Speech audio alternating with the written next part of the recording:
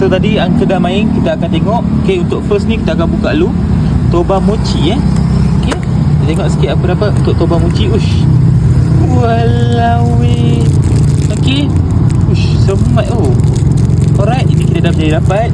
Okay, ini memang orang kata tak scam lah. Yang ni memang dapat lah untuk yang squishy paw ni.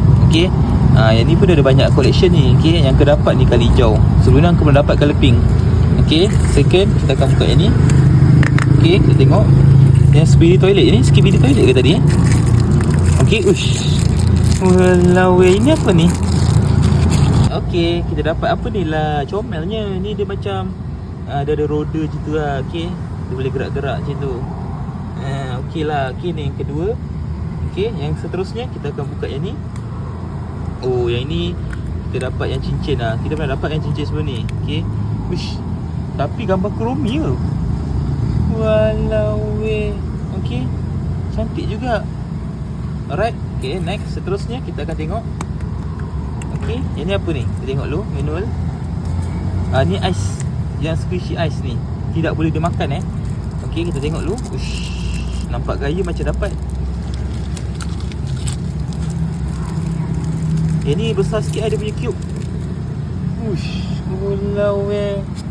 Yang ni memang dapat lah kawan-kawan. Okay, sedap tekan-tekan.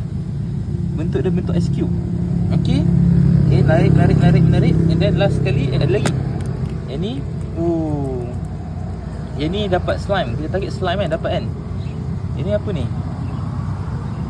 Okay. Dia macam, ni gelang.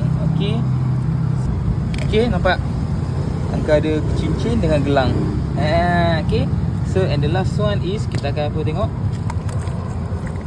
Yang ni untuk rambut. Okay, cantik ni kalau pakai buat ikat rambut ke. Ni pun rantai, boleh buat rantai, tengok Okay, nampak?